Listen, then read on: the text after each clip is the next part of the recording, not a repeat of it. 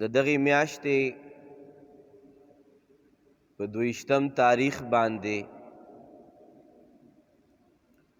حضرت سیدنا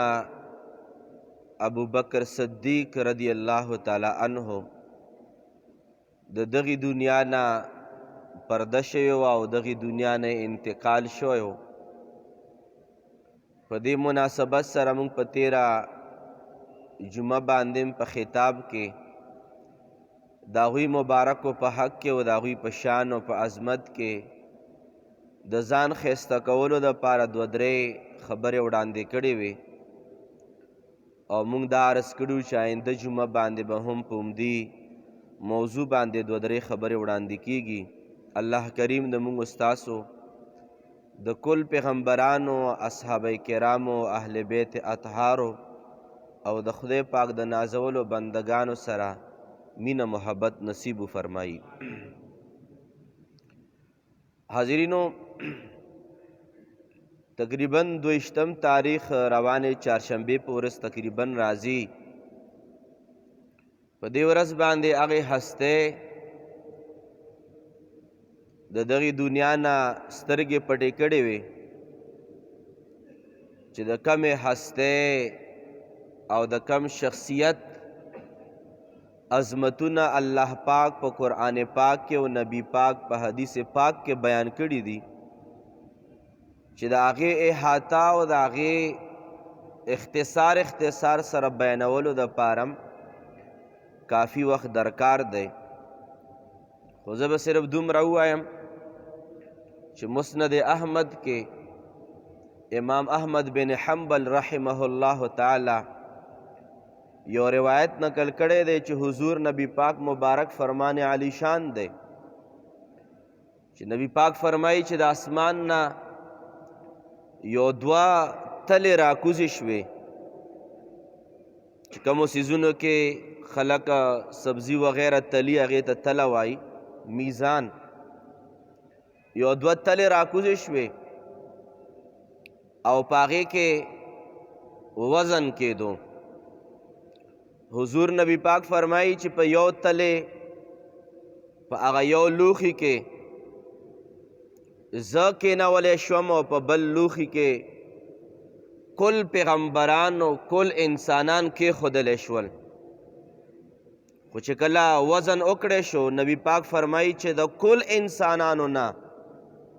چې د هغې په مقابلې تله کې صرف یوازې زه کېناستلی شوی وم، نبی پاک فرمایي چې د کل انسانانو نه زما مرتبه او زما قوت او زما عظمت د کل انسانیت نه دروند دو. او بیا نبی پاک فرمایي چې بیا په همغه تله کې چې کومه تله کې زما عظمتونه او زما مقام او شان او رفعت تلله کېدو، په هغې کې ابوبکر صدیق رضی الله تعالی عنہ کېښودلی شو او ما سوا د پیغمبرانو نه په هغې بله تله کې کېښودلی شو چې کله وزن وکړی شو، ابوبکر صدیق د ما نه بعد د کل پیغمبرانو نه بعد د کل انسانیت نه ابوبکر صدیق رضی الله تعالی عنہ مبارک دروندو. دغې هستې په دغې میاشت کې په 22 تاریخ باندې پرده شوې وه او ځکه امام بیهقي شعب الایمان کې او امام ترمذی په نوادر الاصول کې او دارنګې امام احمد بن حنبل په فضائل صحابه کتاب کې لیکي، حضور نبی پاک مبارک فرمائی لو وزن ایمان ابی بکر بی ایمان اہل الارض لرجح ایمان ابی بکر. نبی پاک فرمائی کچرے د ټولو ایماندارو خلکو د صحابه کرام نه واخله تر ورځې قیامت تر مازدیګره پورې د ټولو انسانانو ایمان وتللی شي او بل تله کې د حضور نبی پاک غلام خلیفہ اول ابوبکر صدیق ایمان واچولی شي. نبی پاک فرمایي چې د کل ایماندارو د ایمان نه یک تنها ایمان دا د ابوبکر صدیق رضی الله تعالی عنہ ایمان افضل او بهتر دی. هغې هستې په یاد کې به مونږ هر کله خبرې کوو، خو دا خبره هم یاد ساتئ چې چې دا روایت زه د حضرت علی شیر خدا رضی الله تعالی عنہ مبارک په خپله باندې ارشاد فرمای. حضرت علی شیر خدا رضی الله تعالی عنہ حواله عرض کول غواړم چې دا کنز العمال حدیث او امام طبرانی په المعجم الاوسط کې دا حدیث مبارک نقل کړي. حضرت علی رضی الله تعالی عنہ ارشاد فرمای او دا د ټولو خلکو د پاره پیغام دی. حضرت علی شیر خدا فرمای لا یجتمع حبی و بغض ابی بکر و عمر فی قلب مؤمن. نبی پاک فرمای چې زما حضرت علی شیر خدا فرمای چې د چا په زړه کې زما محبت وی او د مغه په زړه کې د حضرت ابو بکر صدیق او عمر فاروق بغض او حسد وی دا اس کلام د ایماندار په زړه کې داسې نشي جمع کېدی. کم ایماندار انسان چې وي داغه په زړه کې به حب علی هم موجود وي،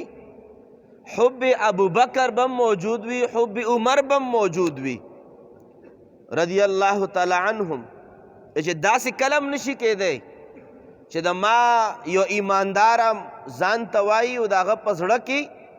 د حضرت علی شیر خدا محبت وي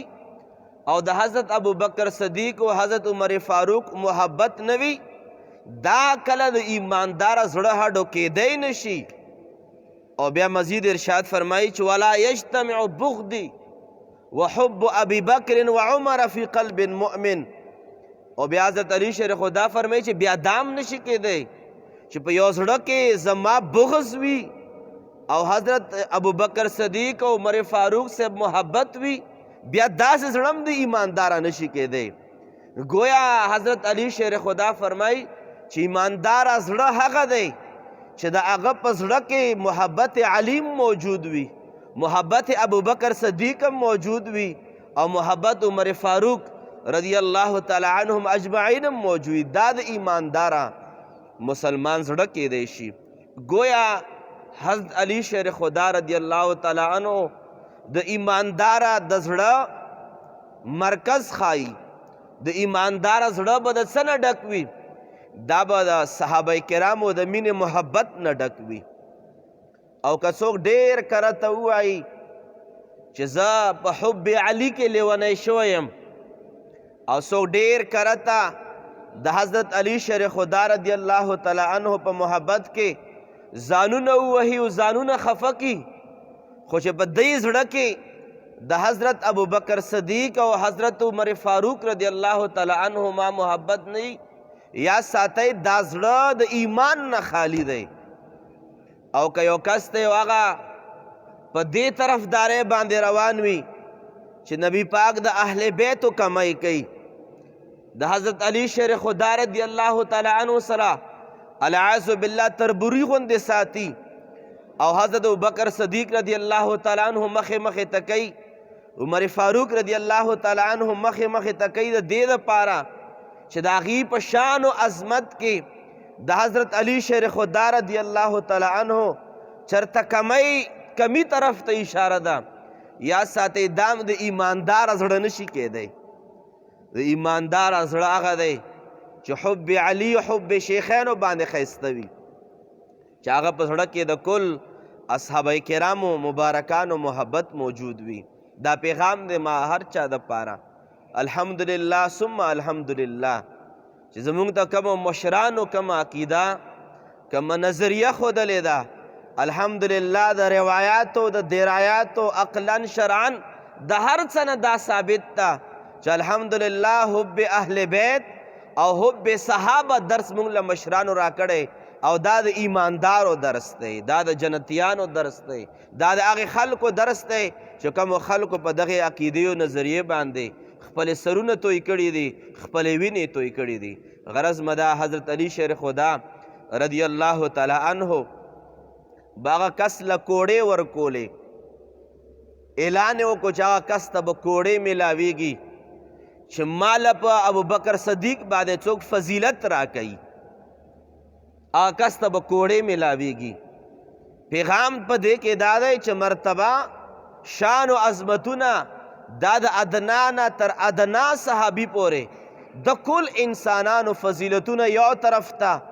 او د یو ورځې صحابي رسول ایمان بل طرف ته د ټولو انسانانو ایمان یو ادنا صحابي ایمان تم نشي رسیدی او بیا پاتې شول د ابوبکر صدیق رضی الله تعالی عنہ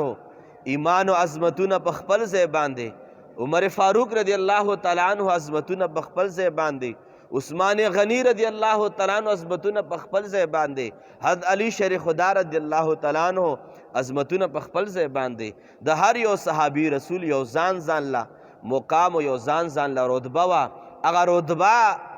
د دې تقاضا نه کوي چې د بل بی ادبي وکړه د یو صاحب او د یو صحابي مرتبه او شان او عظمت دا د دې خبرې تقاضا نه کوي چې د دې صحابي سره ستا به مینه هله زیاتیږي چې د بل بی ادبي وکړې نه محبت ته صحابي دا د بل صحابي د محبت تقاضا کوي حضرت علی شیر خدا رضی الله تعالی عنہ د حضور ابوبکر صدیق رضی الله تعالی عنہ سره کومه مینه محبت او بیا حضرت ابوبکر صدیق رضی الله تعالی عنہ د حضرت علی شیر خدا او د حضور نبی پاک مبارک د خاندان سره کم محبت ما او تای تصورم نشو کولی او هغوی مبارک تصورم کړی دی او عملی جامه هم پرېښودې ده الحمدلله خو لیکن وروستو داسې خلک بیا پیدا شي چې دغې پاکو مبارکانو په منځ کې هر دور کې داسې خلک تیر شوي دي او شته او روان به وي خو لیکن دا خبره راټینګه کوي چې موږ د حضور نبی پاک مبارک د صحابه هم غلامان یو د حضور نبی پاک مبارک د خاندان د اهل بیت هم غلامان یو موږ همدغه په دې فخر باندې به الحمدلله موږ ژوند تېرو خبرې اترې روانې وي د حضرت ابوبکر صدیق رضی الله تعالی عنہ مبارک په حوالې سره چې هغوی مبارک د وفات او د دغې دنیا نه د پرده کېدو ورځې شپې دي خو یو ورځې ابوبکر صدیق رضی الله تعالی عنہ مبارک راغلی او حضرت عائشہ صدیقہ رضی اللہ تعالی عنہ ارشاد فرمائی چې نبی پاک مبارک لچ څنګه ابوبکر صدیق رضی اللہ تعالی عنہ رالو صحابہ کرامو نا پختنه کوي صحابہ کرامو ته نبی پاک ارشاد فرمائی من اراد ان ينظر عتیق من النار فلینظر الى ابی بکر اے صحابو کا شرطاسو په دنیا کې څوک دا لیدل غواړي چې چاته په آخرت کې د جهنم نه نجات میلاو دی د آخرت والا نجات موندون کې کچوري دنیا کې څوک لیدل غواړي نو صحابه کرامو ابوبکر صدیق ته وګورئ په ده باندې په دنیا کې اور د جهنم حرام دی ځکه ابوبکر صدیق رضی الله تعالی عنہ نامه و عتیق او عتیق مطلب دا چې چاته نجات میلاوي چاته امن و امان د جهنم نه میلاوي هغې ته عتیق ویلی شي چې چاته په دنیا کې د جهنم نه د پناه او د امن وعدې شوي دي او حضور نبی پاک مبارک فرمایي ابو بکر فی الجنه عمر فی الجنه عثمان فی الجنه علی فی الجنه چې کله په دنیا کې دغه اصحابه کرامو ته د جنت زیری وړاندې کړی شوي دي آیا داسې خوله هم بیا چېرته پیدا کیږي چې دغې مبارکانو په شان او په عظمت کې چېرته ګډ وډ الفاظ استعمالوي نه بلکې دا د مینې لایق دي دغه هستیانې د محبت لایق دي دغه هستیانې په هغې په نقش قدم باندې د تلو د راتلو قابل دي دغه هستیانې چې شب و روز د هغوی سترګې به د حضور نبی پاک مبارک په مخ د ودها باندې لګېدې دغه هستیانې چې د هغوی د قدمونو د پیزار د خاورو نه قربانېدل پکار دي او ځکه حضرت سیدنا ابوبکر صدیق رضی الله تعالی عنہ د حضور نبی پاک مبارک په دربار شریف کې تشریف فرما دی او دا حدیث مبارک در سره په زړه باندې ولیکئ ابوبکر صدیق رضی الله تعالی عنہ سره د ګڼ شمېره صحابه کرامو نبی پاک مبارک سره مخامخ تشریف فرماو نبی پاک مبارک ارشادو فرمایلو چې د خو اخلاقو 360 مرتبې دي 360 اجزا او جزونه دي د خو اخلاقو او نبی پاک فرمایل چې د ایمان سره 360 خو اخلاقو کی یوه مرتبه م د ایمان سره میلاو شوه، یعنی د یو مسلمان په زړه کې ایمان هم شته او 360 درجو د خو اخلاقو نه یو درجه هم په دغه ایماندار کې شته. نبی پاک فرمایي چې ایمان او دا یوه درجه د اخلاقو انسان جنت ته داخلوي. یو درجه د ایماندار په ایمان کې د اخلاقو شته، نبی پاک فرمایي دا جنتی دی. 360 مرتبه یوه ورسره میلاو شي دا ایماندار جنتی دی. نبی پاک فرمان علی شان دی.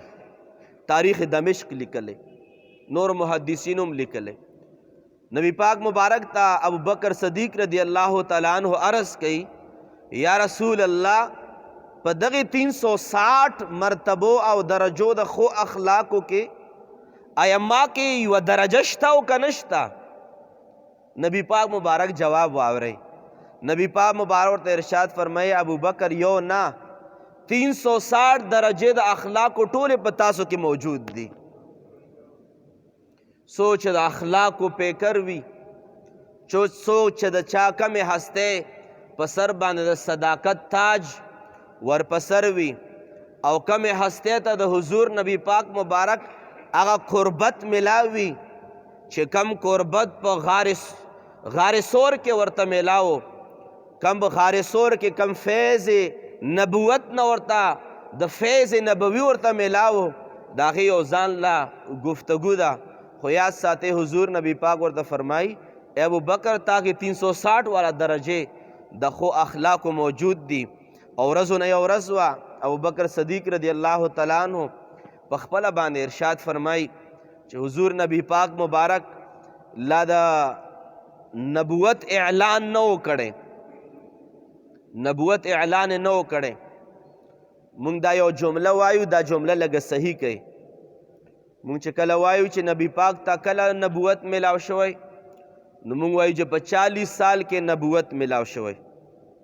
اسلامیات کتابونو کې هم داسې لیکلی شوی وي چې نبی پاک پیغمبرانو ته په 40 سال کې نبوت ملاویږي او نبی پاک مبارک ته هم په 40 سال کې نبوت ملاو دی. دا خبره درست نه ده.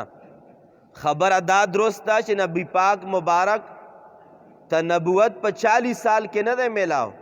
نبی پاک مبارک په 40 سال کې د نبوت اعلان کړی و، اعلان په 40 سال کې کړی و چې زه نبی وم. بیا نبی کله و؟ نبی پاک فرمایي زه هغه وخت کې هم لا نبی وم چې آدم علیه السلام مبارک لا پیدا شوی هم نه و. زما او تا نبی الحمدلله هغه وخت کې نبی و. کنت نبیا، نبی پاک مبارک فرمایي زه هغه وخت کې نبی وم چې کله آدم علیه السلام مبارک د خاورو د اوبو په منځ کې مطلب دا چې آدم علیه السلام لا پیدام نه و. نبی پاک فرمایي چې کنت نبیا، زه هغه وخت کې نبی وم. نو نبی پاک مبارک چې کله اعلان نبوت لا نه و کړی، حضرت ابوبکر صدیق رضی الله تعالی عنہ ارشاد فرمایي چې زه یو ورځ د ونې لاندې ناست وم او څه ګورم چې دا ونې یو غټ شاخ دی ما باندې راټیټېږي تر دې پورې چې دا مخ پورې مو راټیټ شو. چې ما وکتل بره داسې څه وزني څیز هم په نه و چې هغه دا شاخ راټیټ کړی وي، خو په خپله باندې راټیټ شو او دغه شاخ نه راته آواز رالو چې ابوبکر د ستاسو په کور کلي وطن کې یو نبی محتشم را روان دی چې آخر الزمان نبی دی. وصیت او نصیحت درته دا کوم چې دې نبی باندې ایمان هم راوړه او د دې نبی دوستي م وکړه او د دغه نبی نصرت او مدد هم وکړه. چې دغه شاخ نه چې ما ته آواز راغی دغه ونې نه، ما ونې ته وویل چې ما تا سره وعده ده که دا نبی دومره عظمتونو نبی چې خلق او انسانان خو پرېږده چې ونو تم دا پته ده چې خاتم النبیین را روان دی. ما ته د هغې د مبارکو د عظمتونو اول نه ما ته ندا وشوه، اول نه ما ته اشاره وشوه او فرمایي چې کله نبی پاک مبارک اعلان نبوت وفرمایلو نو ټول نه اول ایمان په چا راوړو؟ ټول نه اول ایمان ابوبکر صدیق رضی الله تعالی عنہ راوړو او فرمایي زه هغه ونې له رالم او ما ونې ته وی چې ونې چې کومه وعده ما تاسو سره کړې وه هغه وعده ما بیا پوره کړه. دغه هستیانو مبارکانو په شان او په عظمت کې خبرې کول دا د ایمان گواهی ده او د دوی مبارکو په شان او په عظمتونو کې ګډې وډې خبرې کول دا د بېایمانۍ علامت دی. الله کریم زموږ ستاسو د کل اصحابه کرامو مینه محبت نصیب فرمای. او په آخر کې به صرف یو خبره عرض کول غواړم و هغه دا حضرت سیدنا تاریخ دمشق دا حدیث مبارک لیکلی دی. حضرت عبداللہ بن عمر رضی اللہ تعالی عنہ ارشاد فرمائی کہ حضور نبی پاک مبارک ارشاد فرمائی، نبی پاک حدیث مبارک دے، نبی پاک مبارک ارشاد فرمائی لما کانا فی اللیلۃ التی ولد ابو بکر الصدیق، نبی پاک فرمائی چې په کم شپه باندې ابو بکر صدیق رضی اللہ تعالی عنہ پیدا کېدو، اقبل اللہ تعالی وفی روایت اقبل ربکم علی جنت عدن، خدای پاک عدن جنت ته ور متوجه شو. اته جنتونه دي، په هغې جنتونو کې یو جنت جنت عدن دی. خدای پاک جنت عدن ته ور متوجه شو. نبی پاک فرمایي په هغه شپه باندې چې په کومه شپه باندې ابوبکر صدیق رضی الله تعالی عنہ پیدا کېدو، په هغه شپه باندې جنت ته خدای پاک آواز کوي فقال وعزتی وجلالی، اے جنت عدن، ما د الله ورته فرمایي چې ما په خپل جلال او د ما په خپل عزت باندې قسم وي، لا اسکنت فیک الا من احب هذا المولود، اے جنت عدن ما په خپل جلال او په عزت باندې قسم وي، اے جنت عدن تا ته به هغه خلق داخلوم چې څوک د ابوبکر صدیق رضی الله تعالی عنہ سره مینه محبت ساتي. جنت عدن ته خدای پاک قسم کړی دی. نو زموږ دا عرض کول غواړم که څوک جنت عدن ته داخلېدل غواړئ ابوبکر صدیق سره مینه محبت وکئ. او د مینې محبت ټول نه اولنۍ علامه به دا وي چې نن اراده وکئ چې موږ په کورونو کې کم ماشومان پیدا کیږي هغې له ابوبکر نوم کېدی. دویم علامه د ابوبکر صدیق صاحب د محبت دا ده چې لاړ شئ بازار له خپلو بچو له د پب جي گیم په ځای باندې مختلفو کارټونانو گیمونو په ځای باندې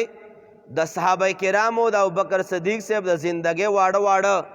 رسالې اردو پښتو انګلیش کې میلاویږي هغه کور له راوړئ، په زور باندې ماشومان کېنوئ خپلو بچو ته ابوبکر صدیق شان بیان کوي. که چېرې هغه ته ووایي چې فلانکی سیاستدان څوک و، فلانکی سیاستدان څوک و، فلانکی څوک و، ډینګلی څوک و، هر څوک بچي به درته څه نه څه نالج هغه باره کې لري. خو که چېرې ته ورته ووایې چې ابوبکر صدیق څوک و، نو کیدی شي چې د ده سوچ دا راشي چې زموږ پلار نیکونو کې به یو بابا څوک تیر شوي هغه به ابوبکر صدیق نامه وه. زموږ نالج د خپلو صحابه کرامو په حوالې بالکل ناپید دی، بالکل نشته دی. ما تیر کالم ما ته رایادېږي ما په یونیورسټۍ کې د بعض سټوډنټانو نه هغې نه مې انټرویو اخیسته، نو ما ورته وویل چې خلفای راشدین څوک دي؟ اول خو ورته نه چې څو دي، نو ما ورته ما څلور دي، کیدی شي لږه اشاره ورته میلاو شي نو بیان یې کړي. تاسو یقین وکئ په دې باندې چې هغه په خوله باندې خلفای راشدین چې یو علامه اقبال دی او بل قائد اعظم دی او بل پکې لیاقت علي خان دی او څلورم نامه ماله نه راځي. چې د ما استاد کالج د یونیورسټۍ د لیول ماشومانانو دا معیار دی چې ابوبکر صدیق رضی الله تعالی عنہ نامم نه ورځي چې دا خلفای راشدینو کې راځي او که نه راځي، نو بیا به د موږ ستاسو ماشومان نه څوک جوړیږي؟ هغه خلک به جوړیږي چې کم معاشره کې ما و تعالی په نظر باندې راځي. او که خپلو بچو له ته دا د صحابه کرامو د اهل بیت اطهارو د پیغمبرانو مبارکانو د اولیاء کرامو په شان کې واړه واړه کتابونه میلاویږي، یو 50-50 روپۍ خرچه به مو شي خپلو بچو په کور کې کېدی. ترمذي شریف باره کې راځي چې د حضور نبی پاک د حدیث مبارکو کتاب دی، مختلف قسمه کتب د حدیث مبارکه موجود دی. خو غرض دا چې خپلو اصحابه کرامو د اهل بیتو سره د مینې محبت اولنۍ علامه دا ده چې تا په کور کې به د هغوی د شان او د عظمتونو په حق کې څه رسالې او کتابونه پراته یوازې نه وي بلکې ته به ورته وایې. ډېر به معذرت سره که مشرق اخبار دی، که آج اخبار دی، که ایکسپریس اخبار دی، دا اخبارونو موږ بقایاجات هم ګورو. او که چېرې تاسو ټول ناسې معذرت سره عرض کومه که تاسو ټولو مجمع کې سونو زرګونو تعداد کې دي که تاسو مجمع نه دا پوښتنه وکړم چې ابوبکر صدیق خپله نامه څه وه ابوبکر خو یې کونیت دی صدیق لقب دی ابوبکر خپله نامه څه وه نو شاید چې په دغې سونو زرګونو کسانو کې ابوبکر صدیق خپله نامه مونږ ته نه وي زده او درته وایم یې نه ځکه چې لږ سرچ تاسو مو وکړو چې ابوبکر صدیق صاحب خپله نامه څه ده د چا نه یې لږه زده کړه وکړئ لږ تلاش وکړئ د تلاش ثواب به درته میلاو شي نو مونږ د خپلو مشرانو سره د مینې محبت علامت به دا وي اگر چې وخت هم پوره دی خو چونکې د ابوبکر صدیق رضی الله تعالی عنه د وفات ورځې شپې دي هغوی مبارک چې کله وفات کېدل د وفات یو خبر رسکول غواړم او بیا به انشاءالله په درناوي سره به دوی مبارک و شان و په عظمت کې به دعا کوو ابوبکر صدیق رضی الله تعالی عنه چې کله د وفات کېدو ورځې رانږدې شوې خپلو بچو ته یو وصیت وکړو او وصیت ورته دا وکړو چې بچو ما ته داسې اندازه ده زه دغې دنیا نه پرده کومه خو ما یو خواهش او وصیت او نصیحت دی چې کله مړ شم او کله ما له غسل او کفن هر څه مو وشي نو د ما جسد به راواخلی او د نبی پاک مبارک چې کومه اوس روضه مبارکه ده سونه رجال یدي د سونې چې کوم جالی د نبی پاک مبارک روضې ته ولاړه ده چې ما به نبی پاک مبارک د دغې کور چې کومه کمرې دروازه وه ما به دغې دروازې ته کېدی د ما جسد به کېدی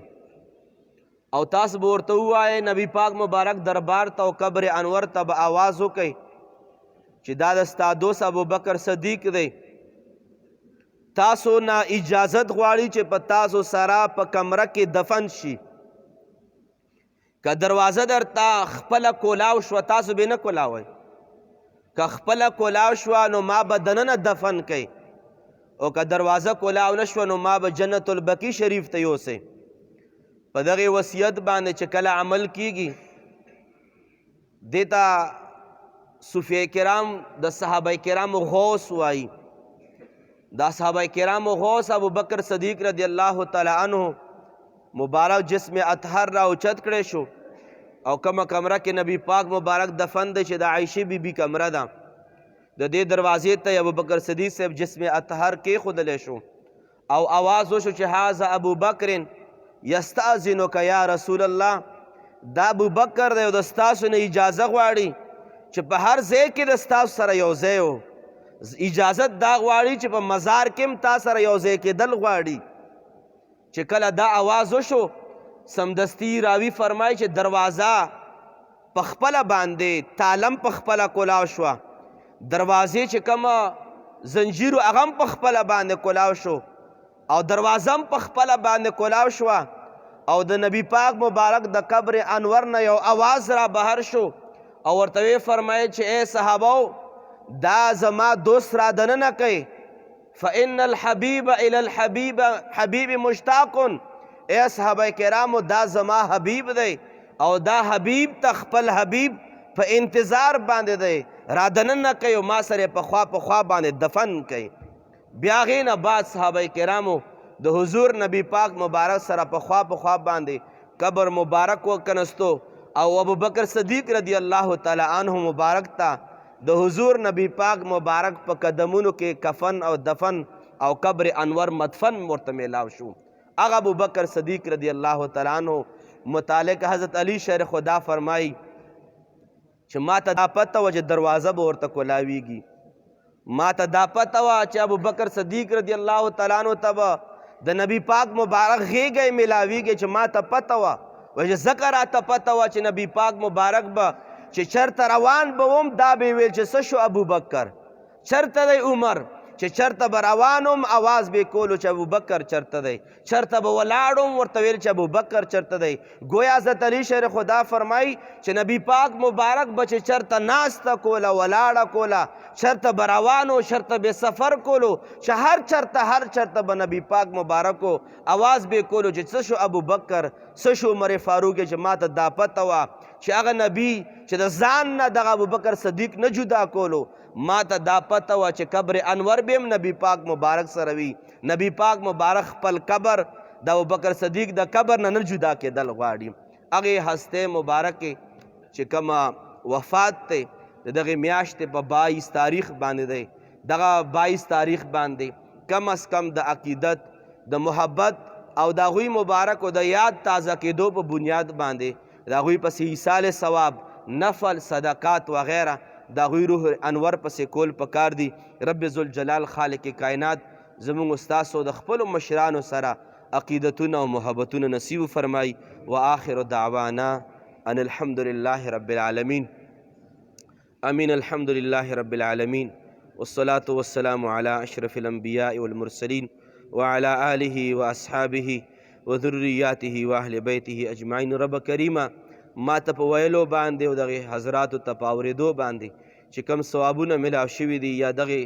تقریر په تیارېدو باندې څومره ثوابونه ملاو شوي کومو ارادو باندې ثوابونه ملاو شوي رب کریمه د دې ثوابونه حضور نبی پاک مبارک ته بالخصوص او بالعموم جمله پیغمبرانو ته او تمام اصحاب کرامو ته بالعموم خصوصا ابو بکر صدیق رضی الله تعالی عنہ ته بالخصوص او زموږ ستاسو ټولو حقدارانو